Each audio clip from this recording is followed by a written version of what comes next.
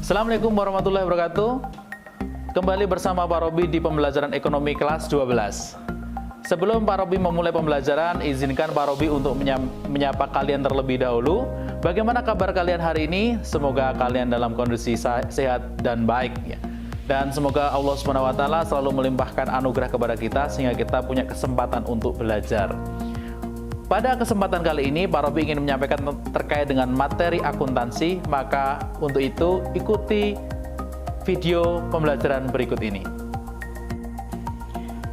Nah, kali ini kita akan belajar terkait dengan persamaan dasar akuntansi yang ada di kelas 12 semester 1 nih. Jadi terkait dengan persamaan itu apa sih sebenarnya, kemudian kayak gimana nanti kita akan belajari lebih lanjut di pertemuan kali ini. Anak-anak, kalau kita bicara terkait dengan akuntansi, kebanyakan orang pasti bilang, Pak, itu membingungkan, sulit, buat pusing, apalagi pas kalau kita galau nih ya, pasti akan nambah galau. Karena akuntansi itu berkaitan dengan uang, dan uangnya nggak ada gitu ya. Atau akan sebagian orang bilang, Pak, saya nggak paham nih terkait dengan akuntansi gitu ya. Tapi sebenarnya anak-anak, yang terpenting untuk dipahami itu bukan gimana sih Pak cara jurnalnya, buku besar, kertas kerja, neraca, itu entar. Jadi yang terpenting adalah persamaan dasar akuntansi itu sendiri. Pak, bukannya persamaan dasar itu yang harta sama dan utang plus modal itu ya? Ya betul sekali, memang itu persamaan dasarnya. Cuman kali ini kita akan skip dulu terkait dengan persamaan ini. Pak Robi akan berikan contoh sederhana dan juga penjelasan yang lebih mudah terkait dengan apa sih sebenarnya terkait dengan pencatatan itu. Nah, anak-anak, yang terpenting konsep pencatatan akuntansi itu adalah kalian tahu dulu apa sih misalkan yang dipunya oleh perusahaan dan belinya pakai uang apa atau uangnya dari mana gitu ya. Jadi sebenarnya konsepnya adalah kalian tahu dulu perusahaan punya apa, belinya pakai uang dari mana atau uangnya dari mana gitu ya. Nah, kita beri contoh misalkan sederhana aja nih, katakanlah kita ambil si Bejo nih ya. Ini kata Bejo. Kita ambil nama yang paling familiar di Jawa aja ya, Bejo. Nah, Bejo punya apa? Kemudian belinya pakai uang dari mana? Nah, ternyata misalkan katakanlah Bejo punya apel nih. Nah, apel belinya dari mana? Ternyata Bejo beli apel dari uang pemberian ibunya ya. Kemudian yang kedua, Bejo punya buku pelajaran nih.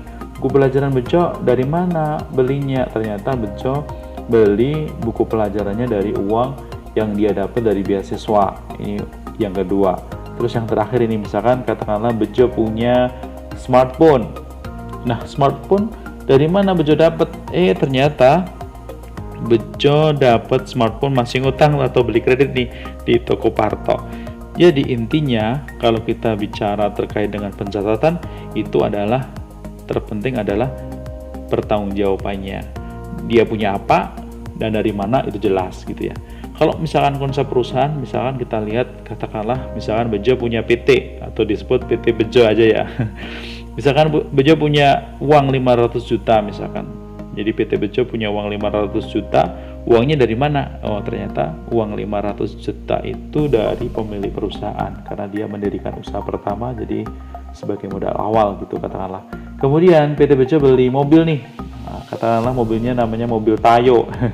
Biar mudah aja nih sebenarnya. Kemudian dari pembelian itu ternyata tidak cash ya, tidak tunai, tetapi belinya pakai kredit ya. Misalkan dari kredit itu pemiliknya misalkan pakai DP 100 juta, kemudian itu dari pemilik, kemudian sisanya adalah hutang ke dealer Tayo tadi ya, senilai berarti 150 juta. Kemudian yang ketiga misalkan PT Bejo juga punya komputer atau laptop senilai 20 juta. Ini laptop gaming ini sepertinya ya. Nanti mungkin PT Bejo itu adalah PT perusahaan gamer. Begitu kira-kira. Nah, uang laptop tadi harganya 20 juta, ternyata setelah ditelisik itu masih ngutang di toko Amanda. Berarti ini belum lunas ya. Artinya masih kredit begitu ya. Nah, anak-anak, kalau kita misalkan kelompokkan ya. Nah, yang di kolom punya apa itu yang Pak Robi kotakin itu diakui sebagai harta ya, diakui sebagai harta. Yang punya apa diakui sebagai harta. Terus yang dari pemilik perusahaan ya tadi karena uang 500 juta setoran awal itu ya, investasi awal, modal awal, maka itu yang dari pemilik perusahaan, kemudian yang dipakai buat DP itu kan dari pemilik perusahaan, itu semuanya diakui sebagai modal. Kemudian yang terakhir, yang belum lunas nih ya, yang masih menjadi tanggungan, itu diakui sebagai hutang. Nah, coba kita perhatikan, ternyata di sisi punya apa itu nilainya sama loh, 770 juta ya, nominalnya sama. Kemudian yang beli atau uangnya dari mana itu juga sama, 770 juta. Nah, dari sini tara, kalau kita kelompokkan jadi seperti ini.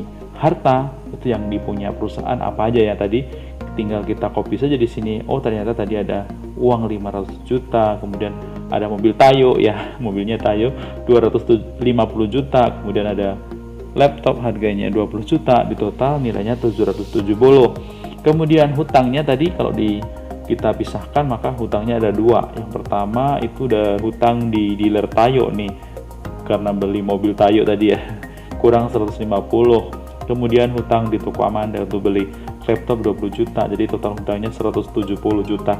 Kemudian modal yang dari pemilik itu ada dua ya, yang di awal tadi 500 juta sama yang dipakai buat DP mobil Tayo 100 juta, jadi totalnya 600. Nah, coba perhatiin, kalau kita jumlahin harta 770 juta, kemudian utang sama modal jika dijumlah nilainya sama 770 juta. Nah, dari sinilah konsep dasar akuntansi itu ditemukan. Harta sama dengan utang plus modal. Sampai di sini bisa dipahami? Saya yakin kalian paham. Baik anak-anak, selanjutnya kita akan bicara terkait dengan transaksi analisis.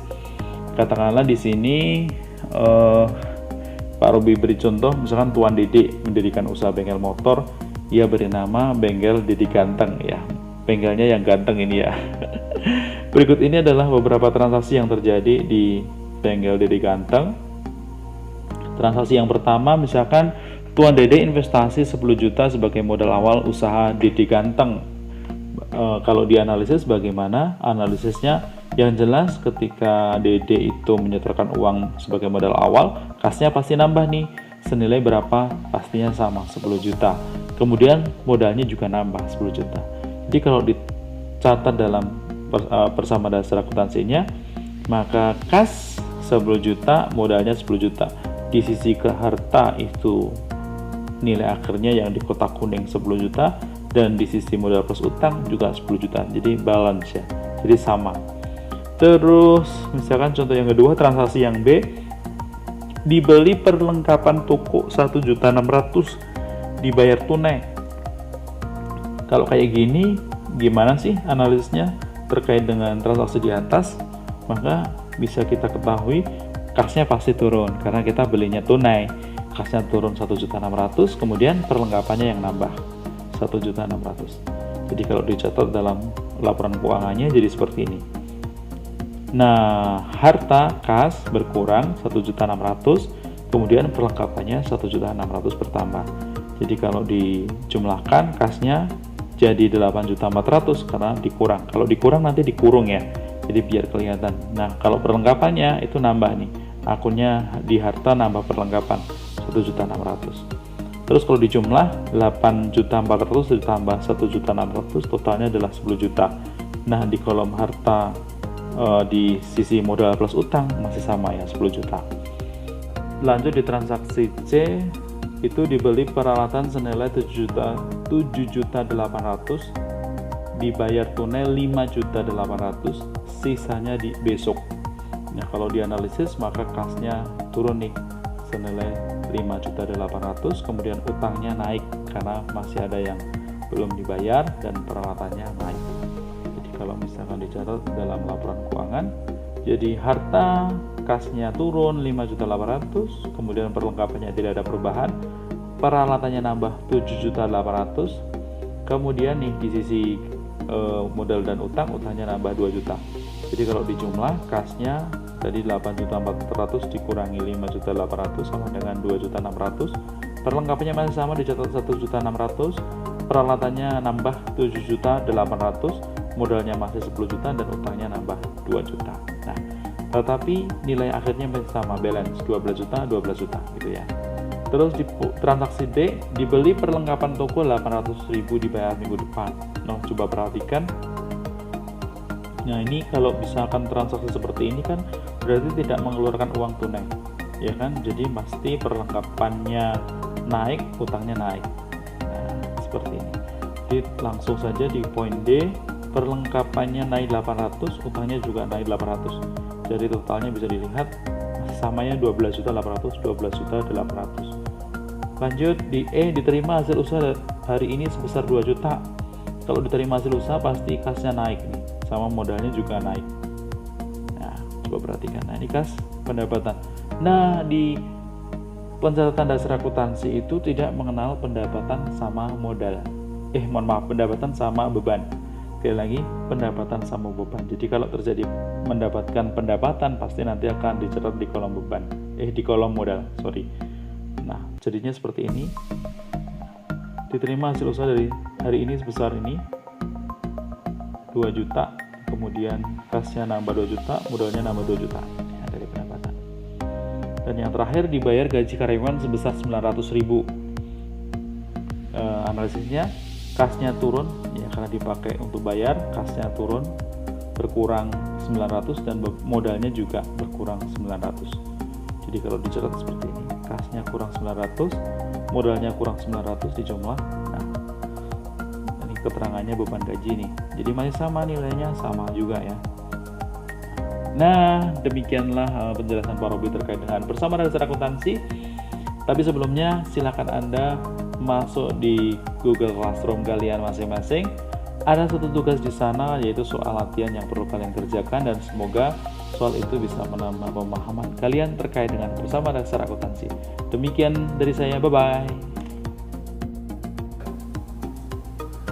Demikian tadi ulasan materi terkait dengan akuntansi di kelas 12. Semoga bermanfaat.